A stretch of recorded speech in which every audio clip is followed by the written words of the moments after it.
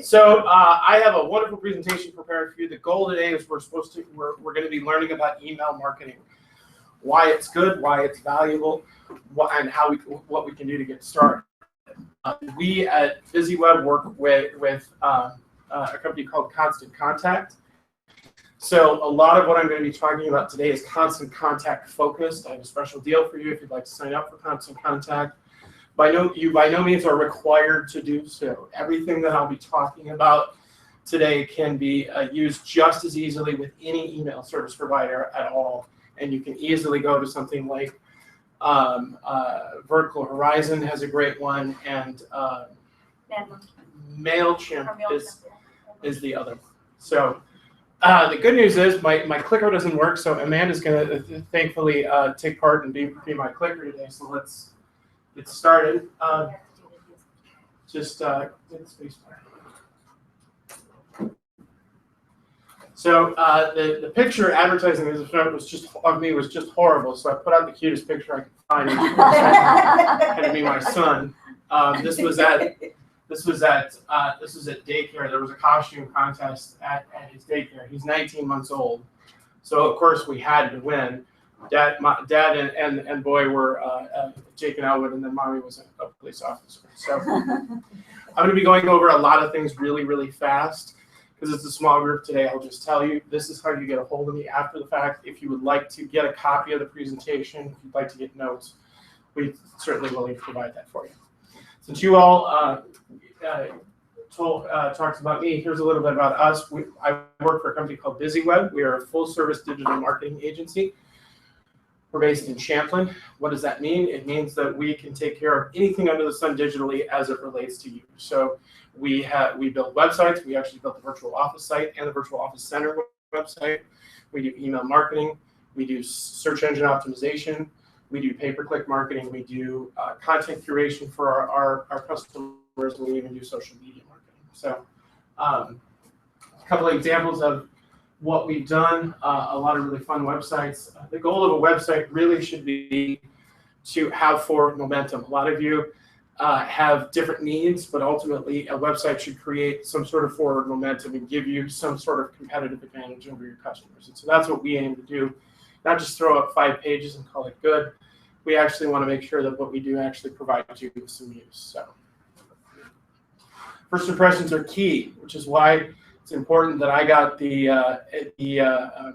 cookie thing taken care of quickly. So when you think about how you're presented, things like your business card, things like your logo, all of those are really important. So if you were looking at it at an email, would you like to get this, or would you like to get that? That went a lot quicker. So that's okay. That's fine. So the point is that a typical email that we send and we get every day is text-based. It's kind of boring. It's kind of a snooze. It's meant to provide email. It doesn't incite people. It doesn't interest people who we might have met tangentially. It doesn't get them to do something new that we might want them to do. So we want to make it more visually bold, more visually entertaining, and more visually interesting. When I talk about email marketing, what exactly is email marketing? It's exactly what it says here. It's delivering professional communications to an interested audience. When I say an interested audience, I mean people that you've talked to before. And it contains information that they might find valuable that looks great in any inbox, which is crucial for this day and age. Even as we sit around the table here, there are 5 different brands of computers, and I imagine if I asked you, all 5 of you would have 5 different email clients that you provide, let alone a tablet, let alone email, let alone a phone. So what can email marketing do for your business?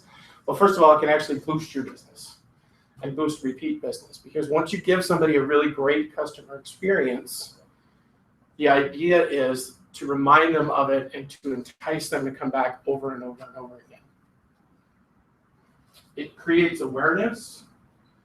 Obviously, this is not this event that you came to here today. You got an email about it. You saw that. You thought, hey, this might be interesting, and you came here today. And then finally, it drives revenue and it drives profit. And the best part about all this is that email marketing on the whole is incredibly cheap. So let's get into it. Here's what we're going to talk about today. We're going to talk about why you should do email marketing, and I'll kind of lay out a proof of why I think it's important. We'll talk about the inbox. Just whip through a bunch of these. How to grow a healthy list, how to create wonderful content. That's sort of the Minnesotan question, right? That we all sort of ask is, do I really have interesting and exciting things to say? The answer is absolutely. How to create a beautiful mobile-friendly brand, a template that matches your brand, and then how to get your email opened. How to track your results, why tracking results is really important, and then how to put it all together. So let's start with why email marketing. So question, what is the #1 app that's found on a cell phone?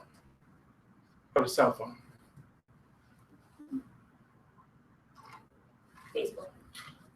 Facebook, thank you for participating. No. Directions. Direct, probably a close second, but no. It'd be kind of silly if I wanted to talk about a directions app in an email marketing seminar. So. Email. It's email. Yay. We all check our email constantly, and email has evolved from something that's computer-based into actually being used on the go. A lot of us have more than one email address. A lot of us look at it on multiple devices across multiple times during the day. How many emails do you get? Raise your hand if you get more than 10 in a day. Keep it up if you're more than 20. More than 50? More than 100? Well, clearly that's the IT guy. So. And how many of you have more than one email address? I have 6. Can anybody beat 6? Yeah. So the staggering fact and kind of the fun fact to think about as we're thinking about this is more than half of all emails are open on a mobile device. Half. So whatever you do, whoever you email, understand that half of them are probably going to be looking at it on a mobile device, and you're going to have a maximum of 2 seconds to try and interest them to do something. And this is actually true. More people own a cell phone in this world, a smartphone, than own a toothbrush. There are 4.9 billion smartphones in the world. There are 4.6 billion toothbrushes. So somewhere in the world, there are 300,000 people talking to you on the phone that you should be really happy that they're talking to you on the phone and not in the room. So as we're talking about why email, it's because it works everywhere, because it's accessible on our phone. There's no presentation requirements. It's something that is similar across all boundaries. And people read it. Of those half of all emails that are used on the phone, 88% regularly check their emails on their smartphones, more than social media, more than videos.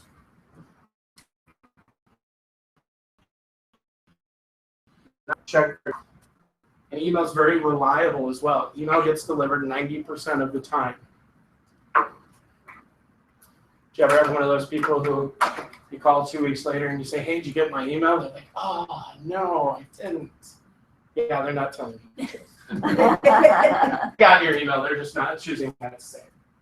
And here's the fun part, and here's the punchline of everything that we talk about. For every $1 that you spend on email marketing, statistically speaking, you should get $44 back. I'll say that again because that's an important statistic. For every $1 spent on email, you should get $44 back. If you do it right, you do it well. There's nothing you can do in this world that statistically has a better conversion rate and a better return on your investment in email marketing. So this email was really cutting edge back in the dark ages of the internet. Time in my life I like to call college, where you wrote this really fantastic thing, and then you sent it to 300 people in the to field, right? And everybody has that horrible friend that you don't know why you're friends with. Everybody's got one who you sent the email to, and they do the worst thing in the world. What is it? Reply all. and they say, "Hey, dummy, you forgot a period in paragraph 3. Ha, ha, ha. See you this weekend." Right? They just nuked your entire email campaign. You can only send so much. There's no formatting. There's no color. There's no pictures. There's no branding. It's not pretty. And how do you know if people have read it? Ultimately, everything we do as business people, it has to be revolve around the idea of, am I being successful or not? And if you want it, the easiest way to answer that question is to put numbers to what you're doing, right? If we're in sales, how do we know if we're successful? Well, if we met our goal. Everyone has goals. Marketing has goals. The value of the challenge of something like this is, how do you know if people read it? Better question, how do you know if anybody read that billboard right over there? This is so super fun because normally there's not a billboard right behind me as I do this. So now here's what email marketing looks like. You can see it's bright, it's vibrant, it's interesting. It draws the eye around the screen to different elements. It clearly reinforces your brand and who you are. More importantly, most importantly, the email is sent out only to one person at a time. So your friend who you're not sure why you're still a friend, who points out that you screwed up, it's only going to come back to you. There are a number of laws that also go into email marketing. I won't get into a lot of them because it's fairly complicated, and since there's a lawyer in the room, I'm sure he might bill me. But how many of you have ever gotten an email from a Nigerian prince who is telling you that he has $6 million that he would like to give you if you just send your banking information?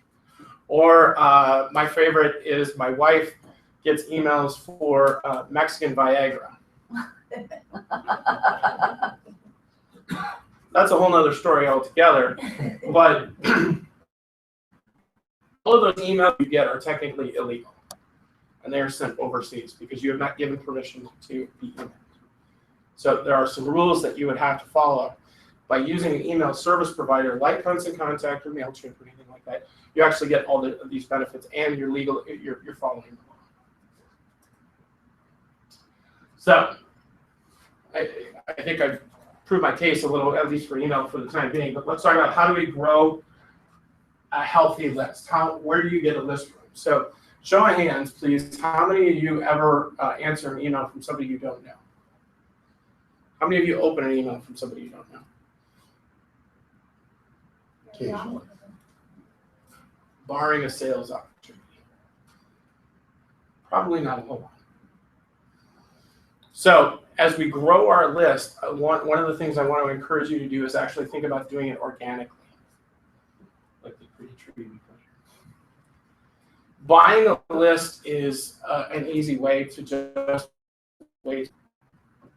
Those lists have gotten recycled hundreds and hundreds of times.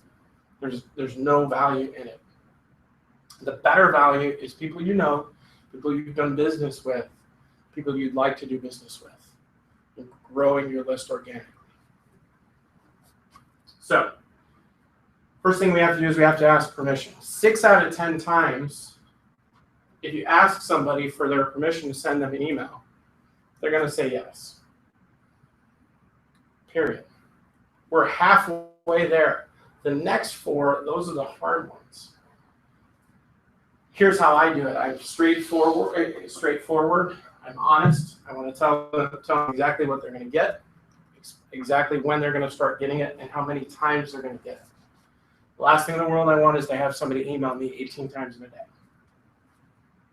I want to offer an opt-out, because if you don't like me, you think I'm everything that I promised you I'm not delivering, I'm going to have to turn around. I need to offer you an opportunity to leave without having to confront me and telling me I'm not doing what I say. You have to do that twice. Post your privacy policy. Tell people what you're going to be doing with the email list. Reinforce that in every email. Don't overwhelm people. Again, think about this room of 10 people. We all get more than 50 emails in a day. following the Canned Spam Act is really the key, and this is really all I'm going to get into it. There are a couple of basic things that you want to follow. Number one, show clear and obvious permission on your sign-up form. Clearly identify who you are and what you're doing. Include a valid mailing address. What I mean by valid mailing address, this doesn't apply to any of you because you all have one, is an actual literal physical mailing address where I can drive to the building and punch you in the nose and say, stop sending me email. PO boxes don't work. Good news is you all are one step above that because you get a great mailing address here. Tell people they can unsubscribe at any time and have a process to record express consent. What's express consent? The difference between express consent and implied consent is if I say, can I email you? Yes. There you go. That's express consent. This gentleman over here, though, he sat through one of my seminars, so obviously he knows who I am. I'm going to send him something. That's implied consent because he knows who I am, he knows what I've done, and knows how I can potentially help him. But if he really doesn't like me, or more importantly, he doesn't think I'm very funny, then I need to offer him the opportunity to unsubscribe and do his help. So, where do you ask people to sign up for your newsletter? The short answer is absolutely everywhere. You can go through a couple of these. Every time you send out an email, make sure that you include sign up for my email newsletter. I can't tell you how many times somebody sends me an article in an email newsletter, and I think it's fascinating that I want to sign up for the newsletter. There's no place in which I can sign up for the newsletter. You'll notice on every virtual communication you get, there's an opportunity to sign up for the newsletter and sign up for the communication. Is that because you've already done it? No. It's an easy way for the virtual staff to say, hey, we've provided you a great experience, and believe you me, I truly believe in the virtual experience. It's a wonderful thing. They want you to tell your friends. Because of the wonderful experience you have, share this email with other people. Second, you want to have a subscription button on your website. It's a pretty simple line of code. Just about any developer should be able to do that for you. And third, include it in just about any places that you are, like your email signature file. That's an easy one that a lot of people miss. You can create it in simple HTML, just a little button that reminds them that, hey, you've got an email newsletter, would you mind signing up for it? If you have an event like this, you can ask people to sign up at the events. If you have a speaking engagement, much like this, you can ask people to sign up for your newsletter. QR codes are great for a certain audience. For other audiences, it's not so great. Does everybody know what a QR code is? QR code is a funky little thing that looks like this. That you can use your email, and you can use your phone scanner to have it do a thing. And realistically, what it'll do is it'll automatically sign you up if you scan it. You can have a sidewalk sign. You can have a fishbowl to collect business cards. There used to be, back about 10, 15 years ago, American Express financial advisors used to do this. Did you ever go into a nice restaurant for lunch and there's a fishbowl there? Right? Every time you put your card in, everybody won. Everybody in the fishbowl would always win. They'd call you and say, hey, you won. We'd like to come tell you about our stuff, and we'll buy lunch for your office. Is that okay? Every single time. It's not really an effective methodology, which is why they don't do it anymore. But really, just ask. Just ask the question. If somebody says no, the question I would have for you is that somebody you really want to do business with anyway. If they won't even give you your email address, their email address. So one of the fun things that you can do with Constant Contact specifically is text to join, where you can create a specific word, a specific number, that if you text the word to the number, then that automatically joins you onto the email list. This is especially helpful if you're dealing with millennials, because millennials on the whole do not like to talk to people, and they want to do something on their phone as quickly as humanly possible. So, most important thing I can tell you though is make sure that you give them a reason to join your list. Make them feel special. Tell them that they're going to get insider information. Tell them they're going to get reminders of the good things that are happening with your business, and also when they can expect it. So you can put your place. The number one reason for an unsubscribe is too many emails, statistically speaking. The best rule of thumb I can give you is if you've ever asked yourself, God, what does that guy do all day besides send out emails? Because we've all asked that question. Don't do that.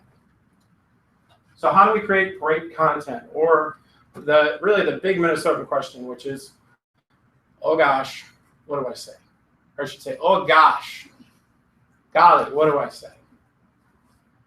So it's not the kind of the fun thing in business, and especially if you actually read Trump's book. One of the things that he'll tell you, I'm not by any means endorsing Trump, but one of the interesting lessons that he propagated forward years ago is a simple idea of it's not what you know. You don't have to know everything, but you do have to be very influential. You have to know a lot of people, and you have to have access to insider information. So that's the first thing that you know.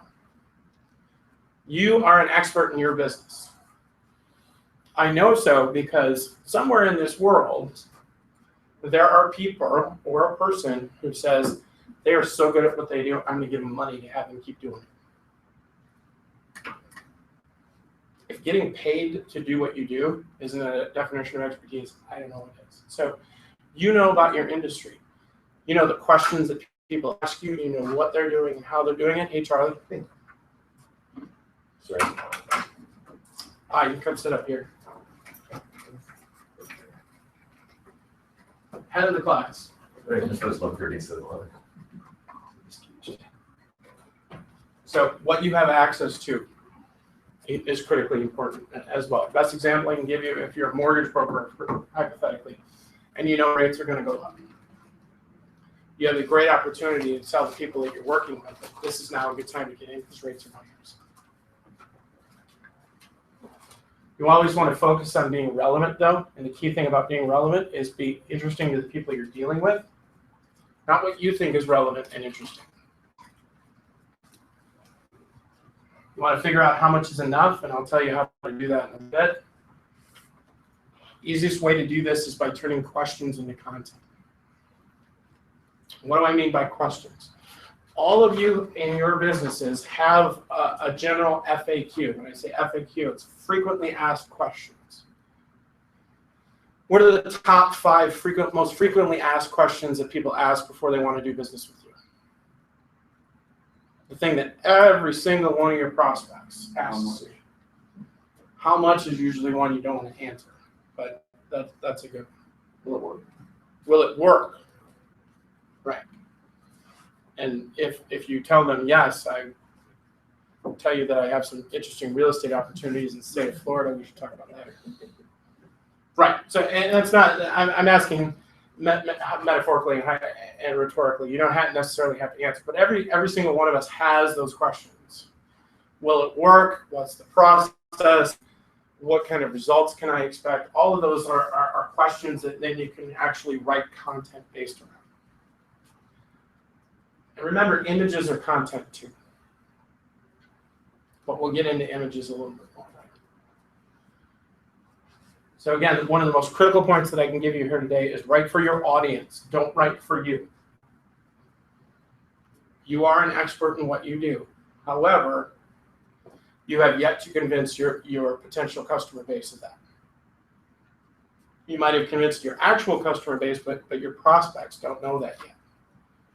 So the easiest question to answer is, what do I need to tell you in order to make you understand that I am an expert? And that's a fairly brusque way of saying it, but ultimately the questions that they are going to have should drive your content. So in this particular case, this is a doggy day camp. that we did some business for last summer. I'm I'm one of those people that have a really tiny little dog that I got and I rolled my eyes about. So my wife said, well, let's get this dog. And I'm like, oh, okay, fine. And I said, I have two rules. Number one, I get to name the dog because it's going to be in February and I'm going to be out at 11 o'clock at night in the middle, 60 below zero. And I'm not going to be saying, come on, Pierre, poop for daddy.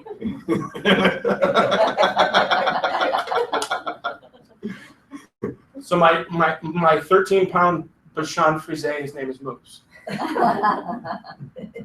And my world revolves around Moose. And I'll show you pictures too if you want. Second, I said, no stupid little outfits. So, my dog is now 6. Question, and no fair for the ladies who are married because they probably know what the answer is already. How many stupid little outfits has my wife bought? Dozen. None. How many stupid little outfits have I bought?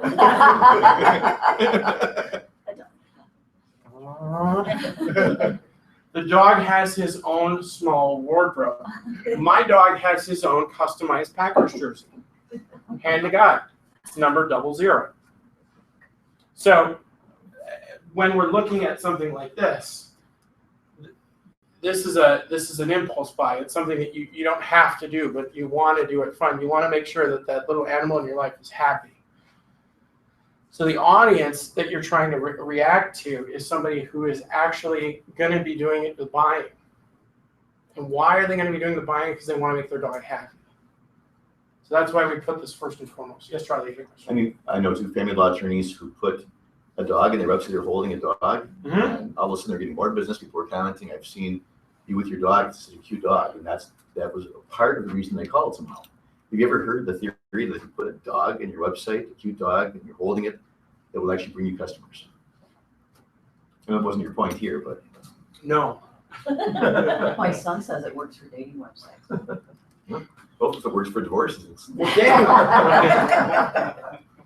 dating websites are a different thing. If I were to look at a website with a family law attorney and they had a picture of a dog on it, and websites are completely different animals. Let's say for the sake of discussion, I got an email and I saw a picture with the family attorney with a dog in it. My first reaction would be, why is he so happy? Because he's clearly taking somebody's dog away. I think the key is the person was holding the dog. Yeah, no. There's a fine line between being there's a fine line between being cute and being Ernst Blofeld from James Bond. Okay, Because the guy, or Blofeld was the guy who would sit and pet the really pretty cat that Dr. Evil was based on. So, statistically speaking, when we look at why are people unsubscribing, 38% of the people say because it's boring. It's not interesting. I haven't been enticed enough to read it. 32% don't send it to spam, which is basically the email graveyard. It's irrelevant to them. If I get too many emails that I don't open, I do one or two things. I say net. After a while, if I go net too much, I just throw you in the spam folder. And you're done with that. So how much is enough? How much should we be emailing people? Less is more. By and large, all of you are in a business that isn't necessarily retail. You should be doing it about once a month. You should have no more than 20 lines of text or less, 3 pictures or less. Because you want somebody to choose door number 1, door number 2, door number 3. Does that include your logo? No. No. Your logo is something completely separate. So only once a month, 3 pictures, unless it was a third thing. Don't buy it very fast. I think there's a third guy. 20 lines of text or less, no more than 3 pictures. 3 accompanying pictures. Thank you. That was a good question. So here's how this looks as we add more and more stuff into it, and we stuff more and more. Give somebody 1 or 2 options. Yeah, that's okay. Yeah, let's do it. 2, 3. I got better things to do. 4 or 5. Oh God, I don't have that kind of time. Just no. So we want to be in this area, and I shared this from a statistical standpoint. You realize the more you add, the more you try and answer as many questions to as many people, the less effective the campaign is going to be. So when I talk about turning questions into content, here are some examples from our work. So we had a plumber that we worked with, and he had, obviously in Minnesota here, the question is, how do I winterize my pipes? How do I make sure things aren't actually frozen? Or tax attorney, how do I get to deduct mileage from driving home every day? Or how do I pick the right wine? I'm a large, dumb animal. Red wine tastes like red wine. I don't care if you put a $200 bottle or a $4 bottle in front of me. Or how do I get more people to show up at my events? Here are some of the subject lines we use. So for the plumber, there are 5 ways to protect your pipes from freezing this winter. 5? Oh, okay. I deal with that. I got a minute for that. Or 3, top 3 mileage deduction questions. Oh, only 3? Great. Yes, please. 5 simple wine pairing tips. White goes with fit. Or top 10 ways to sell more tickets to your next event. All 4 of these were things that we did, and all 4 of them got a 40% open rate, which is generally considered double of what you want to get of the audience. Images are content too. So as we're talking about content, keep in mind that we want to have that the eye and the brain eats visually before anything else. And when we provide pictures, we're starting to open and enliven the imagination so that people can actually figure out whether or not they want to continue and look at more. Question 3. Hold on, try it. So the bigger chocolate, right? You're thinking, hey, that looks pretty good. That goes into your brain because everybody likes chocolate. And you're lying if you don't. And that's a great way to start because you're trying to get people to ultimately, for the first 10 seconds of the experience, you're wanting to get them to take further steps. Yes, Charlie. Quick question. I know these drug commercials all give you wonderful, beautiful images, and all these horrible side effects are way in the background. Right. But does it look a little cheesy to put chocolate? Okay, I'm talking about employee handbooks now. I'm not sure to what extent I can use imagery that's not offices and books and look professional versus if it's okay to put a beach or chocolate. Sure.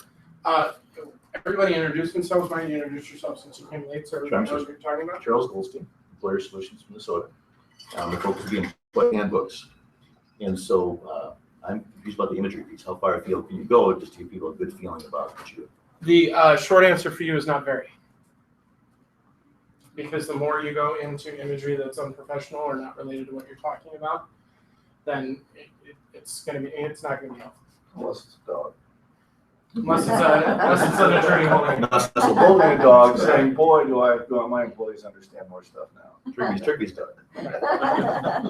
Not a cat version of My dog's too expensive. He gets union rates. So when you communicate through images, one of the most important things is actually make sure that the images itself are clickable. And in any email service provider you can provide is great. And this happens to me all the time, and it frustrates me to no end when I get an email selling a particular thing. And I'm very susceptible to fun, goofy things because I buy goofy things all the time, and I give them as Christmas presents. The last thing I bought was an ice tray that when the ice melts, there are a whole bunch of little Han Solos frozen in carbonite. And I got an email on that. It's actually really awesome. But when I clicked and I looked at it and I read it and I went, yeah, that looks awesome. I want to own that. And I clicked on the image, and it took me to an image. It didn't take me to buy the thing. It just took me to the picture that I just clicked on. So make sure that all of your images actually take you somewhere. Make sure that the key action that you want somebody to take is above the scroll line. You know, we're talking about emails. It's read this, share this, do this, come to this event. And what's the scroll line? It's that cut point on the computer that anything below that is less important if that somebody has to scroll down for it. It's the same thing as a newspaper. The most important stuff is above the fold. The less important stuff is below.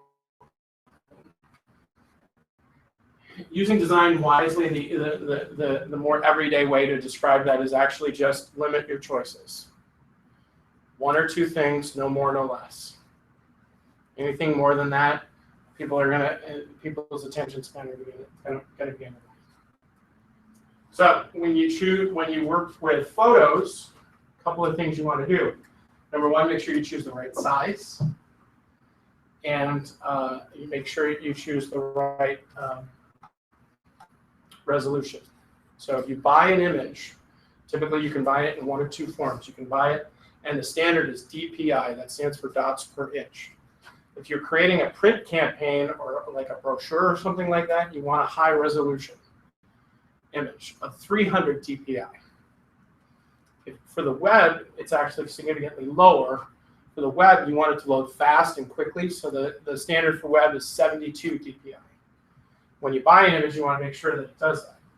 Second, avoid copyright issues by using your own photos or stock images that you buy. You ever gone to a website and there's like a line through it and like a funky little watermark on it? Somebody took that image from somewhere else, usually from a stock photo. When you're buying stock photos, one of the things that they do is they'll show you the photo, but they'll have what's known as a little watermark on it. That is really, really hard to get rid of. The purpose of that is so you actually spend the money to buy the thing. Here's some stock photo sites that I like. I also have another list that I can provide you if you like. Generally speaking, you shouldn't spend more than $5 for an image.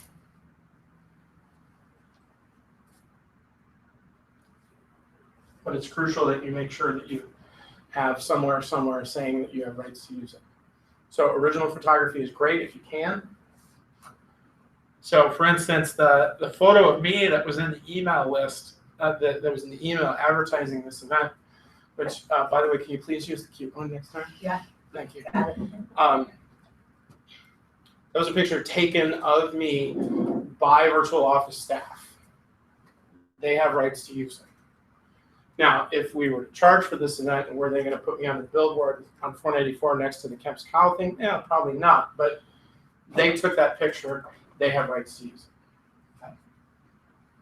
So we talked about email and we talked about mobile and why that's as crucially important these days. So let's talk about how to create a mobile-friendly template that is recognizable in any brand. So the purpose of this, again, we want to make sure that everything renders. Renders is the keyword for the next couple of minutes appropriately. So it looks just as good on a computer as it does on a phone. And remember, everything that we do when it comes to email marketing, half of the people who are looking at it are going to be looking at it on their phone. So the easiest thing that I can suggest doing is Constant Contact has a mobile-friendly template service that they offer. They have probably got close to 100 of them. So you can just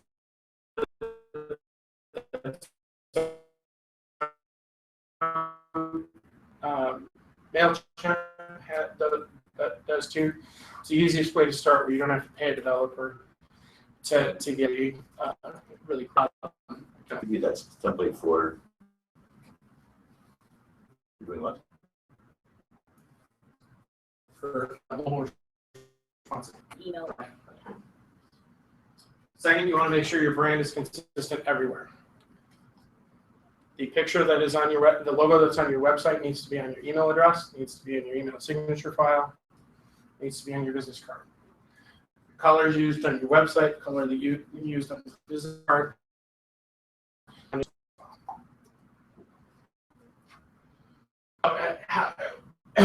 When we're talking about newsletters, here's a couple of ideas for you. So if we're doing a newsletter, generally do that about once a month.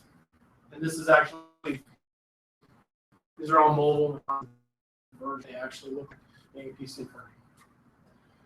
If you're doing announcements, obviously that is dependent on the event or the promotion that you're running. Again, keep in mind is too much is too much. And then finally, if you're doing a promotion, make sure that you do it every other, just by and large every other week or even monthly. Key thing to keep in mind with a promotion, and I think I'll get into this a little later, is make sure that there's a sense of urgency associated with your deal. There's a company that's actually based here locally called Wilson's Leather. You all familiar with Wilson's Leather? They've been going out of business for, I think, going on 18, 19 years now. So when you walk by the store, you see they're going out of business, do you really run in to buy a leather jacket? No, it's going to be there next week. Yeah.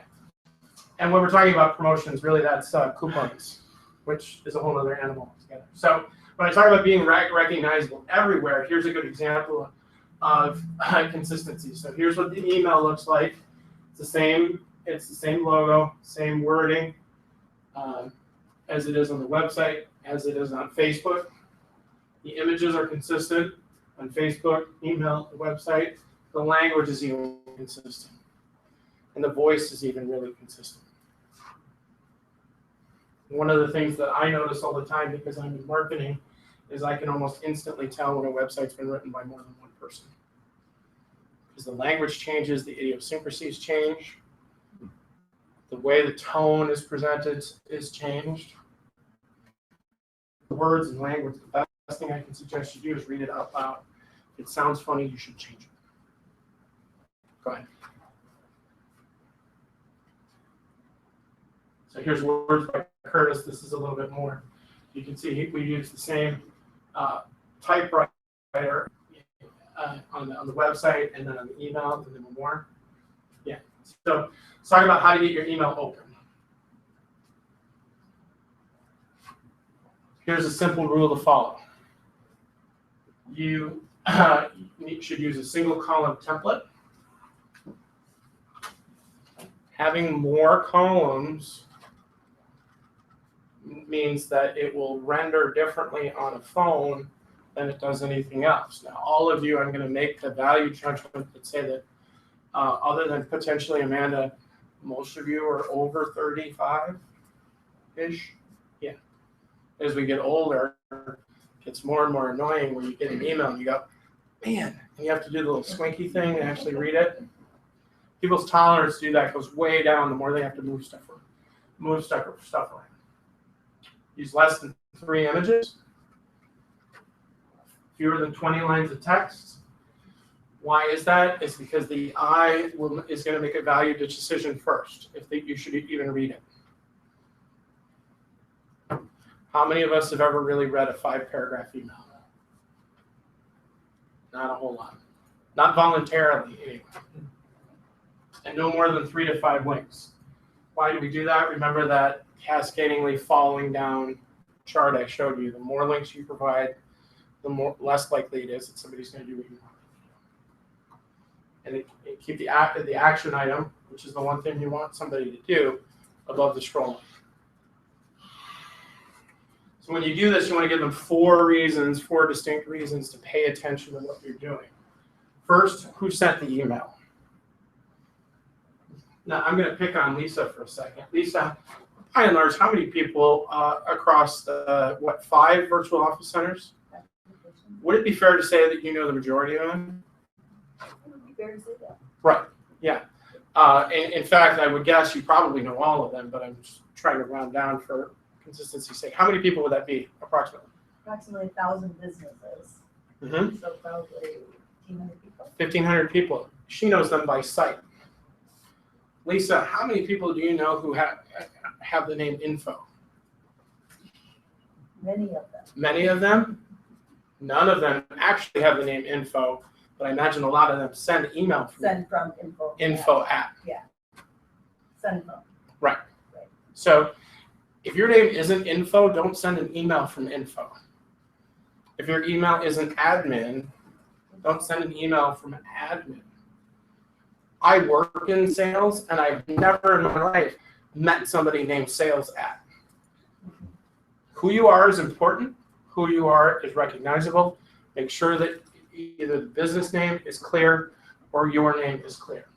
Second is the compelling subject line. Is this really worth reading? Third, when did I get it? Did I get it in the middle of the day as I was making 5 other phone calls? Did I get it later in the day when I could actually sit and read it? I'll help you out and figure out how to do that. And fourth, is it easy to share?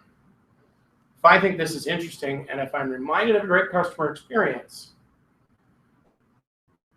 I share it. So first, who sent it? How do people really know you best? Make your from name and from email recognizable. So never send emails from a number. All of us probably know somebody who's got an email address that's left over from college that involves an underscore and the letter N and possibly a number. Nobody really knows who that is. There's plenty of email providers out there that can get you a perfectly recognizable email address. Your web host should be able to provide a vanity email address, the name of your business. To make sure when you do so that across all of your platforms you are looked at consistently and the name is consistent.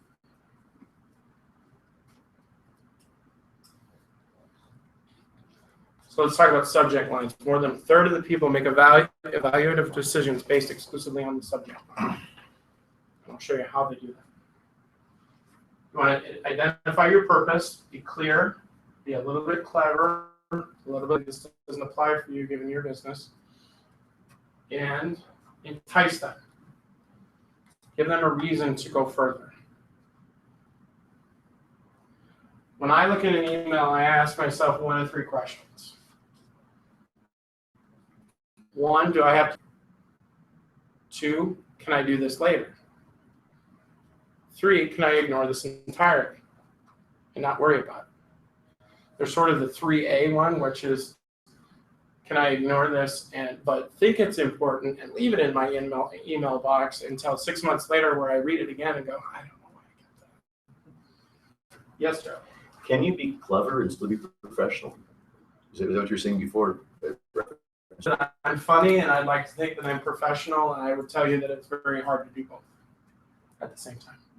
So if we work with Busy Web, we have something to say around here, but it's too clever. But how do you gauge that? And if you don't be boring and say, Chances are, if you think it's too clever, you shouldn't do it. me personally. Anybody. If you ever wonder if the intended recipient is going to take it poorly or take it badly, then you shouldn't do it. Large in my experience in doing this, and I've been in email marketing for the better part of 7-8 years now, is people on the whole, and it doesn't matter age, gender, socioeconomic status, will always read an email in the absolute wrong way in which you intended it. So you always want to make sure that it is as clear and directive as possible to take the action that you want to take. Can you give an example of a little or reference?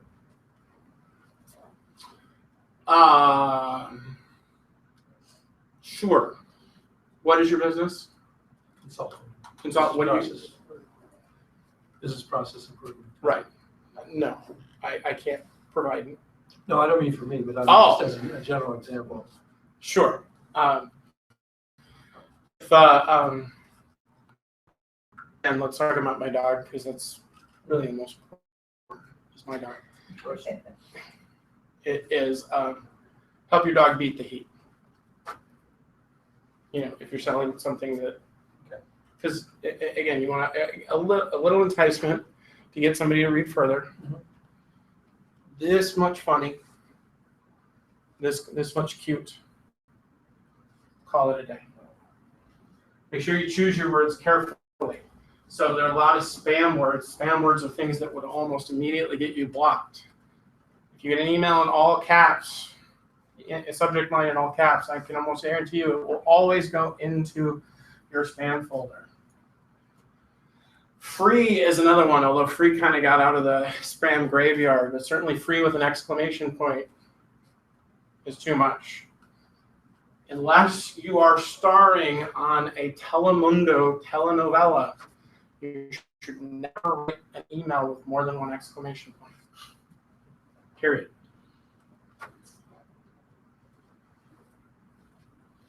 So size matters when it comes to this. You want to keep it clear, directive, and as short as possible. So most mobile devices give you about 40 characters in the subject line before it wants to cut off.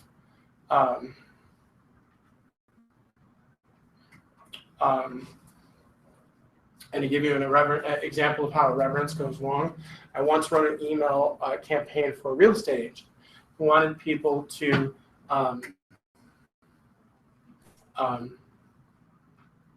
write good reviews about him online. So the email subject that we wrote for him was, "Can you help?"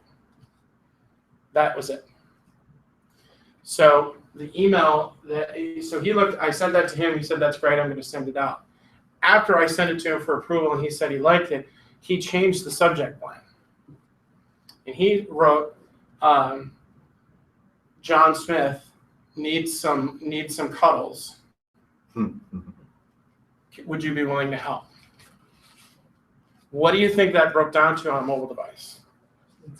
John Smith needs some cuddles. And he's just sent that out to his very high buck clients. 7 words has the greatest response. Make sure that the first 11 to 18 words of your pre-header text entice the mobile readers. That's usually the first stuff that appears in the preview window. And remember, again, gang, half of all emails is going to be open on a mobile device. Half. Okay. So we talked about what do you say. We talked about how you say it. Now let's talk about when to say it. Make sure you keep the promises you make. If you tell people when you sign them up that you're going to only email them once a month, actually email them once a month. Make sure that the timing across your email and social channels give you the maximum impact, and I'll talk about that, what that actually means in a second, or when it's urgent. Okay. When we talk about day and time, the answer is, when is your audience most likely to read it? Statistically speaking, and the statistic I got from Constant Contact is that the most likely time of the week that your audience will open an email is between 10 a.m. and 3 p.m. on Tuesday or Wednesday. Don't write that down. Stop right there. You go. The reason I tell you to stop writing is because Constant Contact is 1.5 million email clients. That's a lot of email going out in the 10-hour period. So the better way to do it is to figure out what's best based on your audience. So how do we do that? Here's some examples. If we're restaurants, the best time to send is first thing in the morning on Monday. Why is that? Because as much as we love our job, as much as we're cheery, we're counting the hours till lunch, counting the hours till the weekend. If you're an accountant or a financial advisor, Tuesday morning is the best time. Wednesday morning is the best time if you are in the vacation industry. Because by Thursday or Friday, they've already made their plans. Religious organizations, churches, we found the best time to send it out is Thursday at noon, as people are getting ready to plan their weekend. And then Friday for arts and crafts. You have shows, most likely, if you're going to be at a show. Go ahead. Where's this come from? Someone studied that, or Yeah, I did. by asking them, or just looking at open rates? Looking at open rates over the 4,200 clients. Yeah. Oh, okay. So here's how we test the day and time it works. First time is we create an email. We split our audience into 2 different lists, list A, list B. This is what's known as A/B testing, well sorted. Select our 2 different audiences in 2 different days in the week, and we send out the email. The next thing we do is we actually check and see what got us the best open rate. Hypothetically, we send it out on Monday, we send it out on Wednesday. Wednesday was the best. Okay, let's then focus on Wednesday. The next thing we do is we check time. We take our 2 separate lists, we use our hypothetical best day, and then we send it to the same lists, and then we check and see what time is best.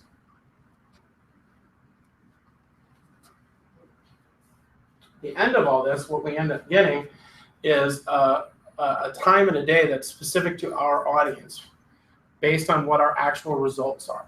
It's not a gut, it's not a guess, it's actual math and data analysis. How do we increase our open rates? Well, first of all, the best thing to do, I would say, include a social sharing button, because and that's what it looks like in constant contact. Because the easier we make it for people to share it, the easier it will be for them to actually do the click through. Realistically, what we're doing is we're starting the sales process. At the end of the sales process, what we're doing is the big ask, which is, I would like to perform a service for you or give you a tangible good in exchange for money. Will you do that? Right out of the gate, they're always going to say no. But what we do is by starting little things, we're imprinting them on saying yes.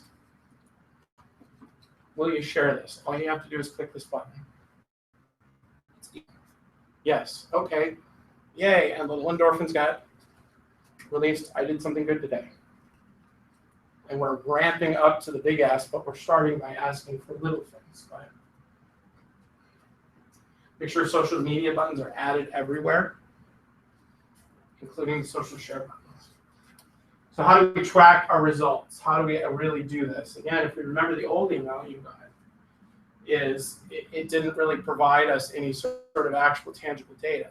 So how do we know if we're being successful or not? Well, when you use an email service provider, the easiest thing to do is actually look at all of the data. However, some of the data matters and some of it doesn't. One of the easiest things to get romanced by is an open rate. Generally speaking, statistically, a good open rate is 20% or higher. I will tell you, it doesn't matter what your open rate is. Let me ask you a question, and no peeking for those of you who have really good eyes. How many of you passed a billboard on your way here today? All of you did. Name for me, please, what it was.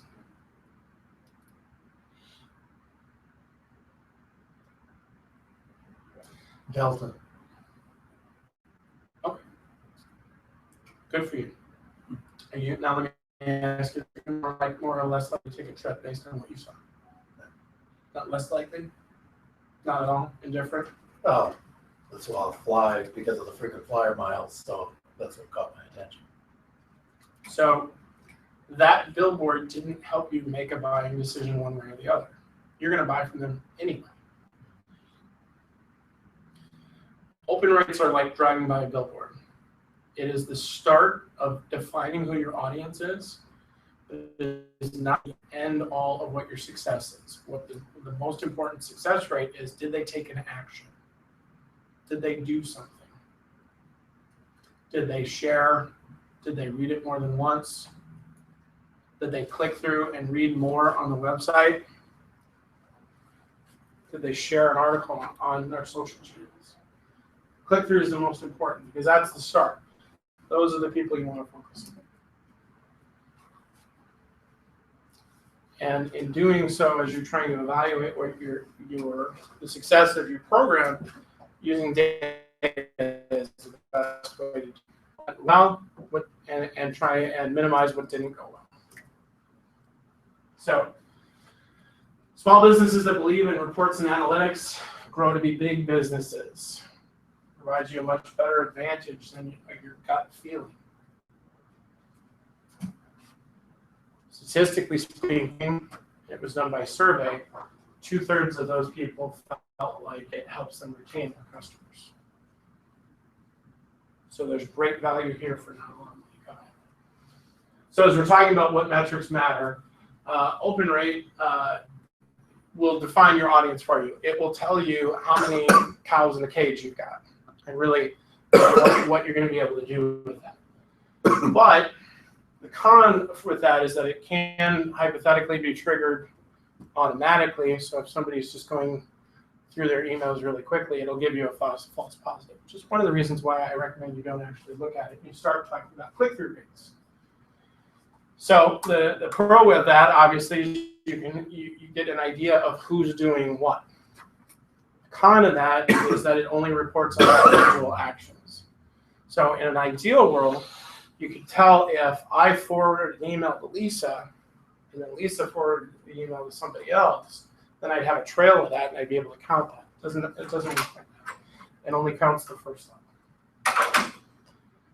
Shares, again, the value is it provides a way for you to understand what your content is most valuable and what your audience is interested in. The con of that is that it only provides you part of the story without the click. So one of the things that irritates me to no end is there's a guy who I'd like to think of a mentor and change my life. It doesn't matter who he is. Writes a business column once a month and he'll send it out and he'll include the entire column in his email. How is that helpful? Number one, by only putting a paragraph on there and having somebody click to go back to his website to read more, you can learn more about him, the business, what he offers. Second of all, how do you even know if somebody's read the email? Unless you provide the majority of the content somewhere else, it's simply not going to happen. So make sure that one of the easiest imprint starts to the imprinting process and starting getting the yes wagon moving is by putting the majority of what you're offering somewhere else. So when you offer opt-outs, it gives you an opportunity to work. So if you provide something that you think is funny, you're not too sure if it's funny, and all of a sudden your opt-out rate jumps to 2 times what it wasn't funny. But you have to have opt-out. I thought it was not even You opt-out. do. But we're talking about this in the context of looking at the data and examining what the data means. So I have opt-out, you want the analytics and stuff like that. Correct. Okay. And finally, one of the things that you are provided in most email service providers is the bounce rate. What's a bounce rate? It's everybody. Why? Is there a vacation responder? Is their email box full? Did it get sent to spam? That'll help, or did they opt out of your list? That'll help you understand whether or not those people are valuable to continue to try and send emails to. So as we're talking about the click-through, here's what this looks like. 21 unique clicks, 200 people. So it got opened 25 times, but it got clicked 21 times. Okay. So as you're making decisions based on metrics, here's some things to think about. A high open rate and a low click rate is a good start. But it means that your actual content isn't as engaging as you would like. This is too long. Why did you do it? Second, if you have a low open rate but a high click-through rate, that's really good. Now all we have to do is increase the size of your audience. So some of the things that you might want to look at is the timing wrong? Is the frequency wrong? Are people enticed by the subject line? Is it interesting content? Or if you just get a high click-through rate all along, that's great. That's where you want to be. You want to get, if you want to start diving and getting even deeper into it, you might want to start segmenting your list based on even deeper analyses. Prospects be on one list. How would all of your current clients be on another list? Have all of your past clients be on another list. So when we're paying attention to who is opening, one of the things that we're wanting to look for is raving fans. People who will always do what you ask them to do. People you've provided a wonderful customer experience to, who will continue to be reminded of that over and over and share more things. So, in hypothetically and statistically, if we had a 38%, but who was actually doing the opening? Was it the same frequent flyers every time? Or is it a different audience every time? You can easily do some analysis around that, playing around with Excel a little more. Right? So again, as we're trying to bump that up, if we can use our, if we can use the analytics to understand what's working and what's not, we can easily double those statistics and really need more. So the super fan concept, I was on the wrong slide. Go ahead. So again, the super fans, you want to entice them to come back over and over and over again, and focus on the people who aren't super fans. Super fans are always going to do what we want them to do, and that's great, and that's valuable, and that's absolutely crucial and important. But we next we want to focus on the people who haven't said yes yet. Wow, that was a lot of stuff, right? You guys want to take a break, have some lunch, come back? We'll finish this up. Okay. So the good news is,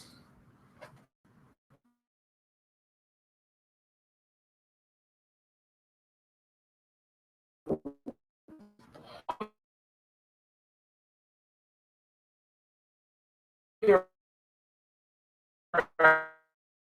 experts in what you do. I know. How many of you, raise your hand, did you ever buy something from somebody you don't like? Excellent. Guys.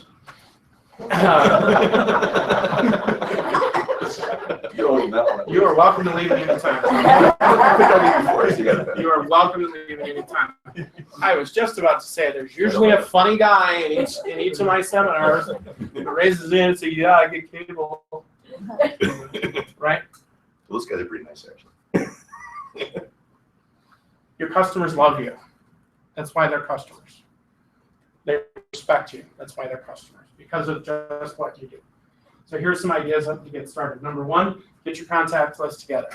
I guarantee you're going to have at least 50 to 100 people on your contact list just without even breathing very hard. Even if it's your mom or cousin, whatever, start somewhere. Second, get a list together, create a campaign, and go. The only way you're going to be able to understand how this works, understand how this gets in, how it's going to work for you, is by doing the thing and doing it consistently. Do what works, don't do what doesn't. Remember the sage words of the old 1940s comedian Henny Youngman. He says, "Doctor, it hurts when I do this." Doctor says, "Don't do that." If it's not working, you have the opportunity to change it immediately.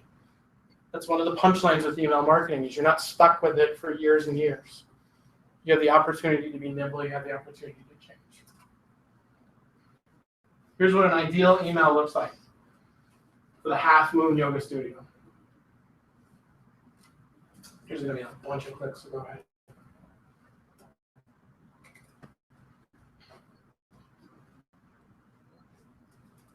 And I'll go through each one of these. So starting from my left, subject line, 7 words. Add yoga to your summer to-do list. Why? I'll read more.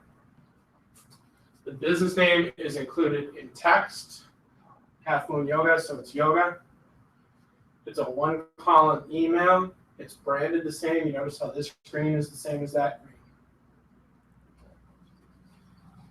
If we're looking at Outlook, the preview pane shows line, and notice how the difference, you don't even have to see it. The top one is our subject line, but there are other ones that bleed over.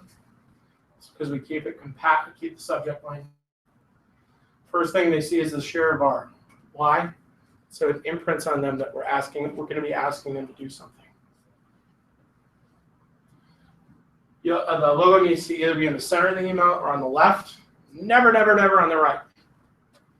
Because if it gets opened in a preview window and it's on the right, it will get cut off, and somebody will not understand what it is. By and large, you have 2 seconds to get people to do something. 1, 2, gone. If they can't quickly understand it, they're gone. Communicate through pictures. You notice there's 1 picture. It's a lot of people doing yoga. They're clearly doing the thing that we're asking people to do. One of the things that we are really proud of with this email is none of these women are 17. There are actual people doing the thing. And less is more. Notice how easy this is to read. If it weren't minuscule on the screen, you'd be able to read it very easily. More importantly, you're going to look at that and go, okay, that's not going to take 10 minutes to read. I'll read the whole thing. So this is what an ideal email looks like. Some pictures, some text, branding, and make sure that we avoid the pitfalls. Okay.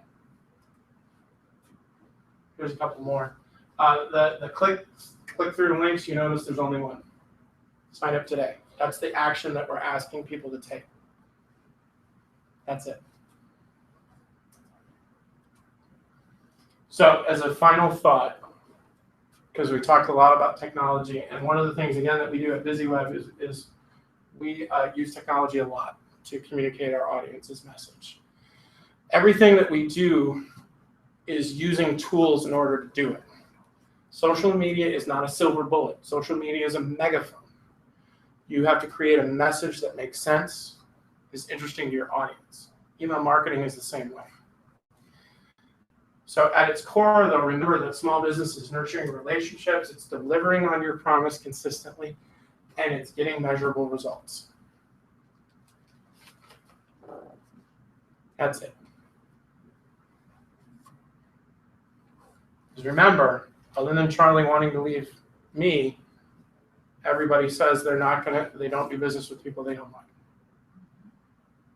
So who you are as people is more important than anything. I love you, Trigby. No, we do.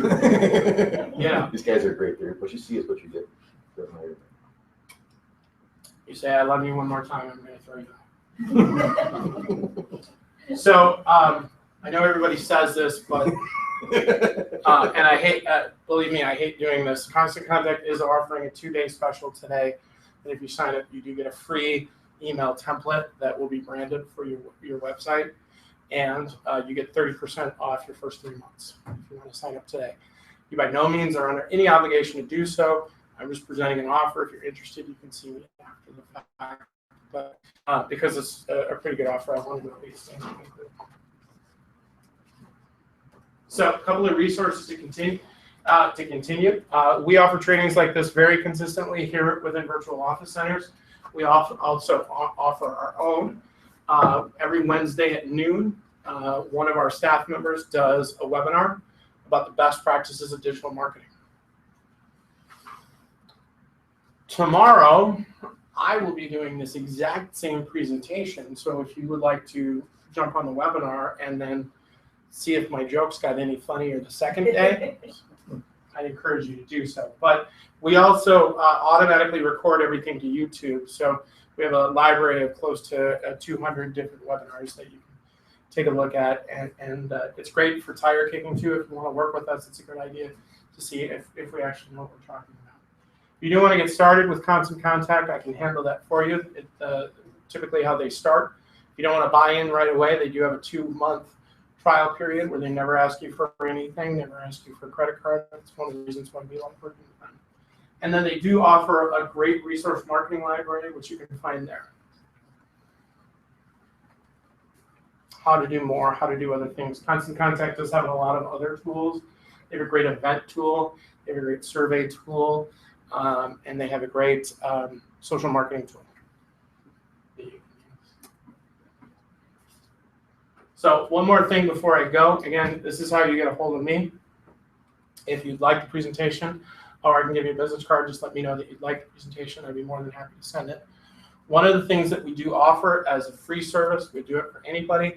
If you'd like to know how your website is working, we can create for you what's known as a buzz report. It's a full audit on the technological aspects of your website.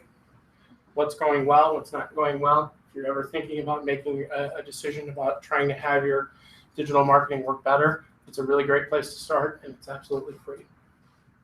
So other than that, thank you for having me. It's always a joy to be here. Thank my lovely assistant Amanda for clicking along. And more importantly, I have witnesses that I didn't open the cookies. So any questions I can answer for you. Take these.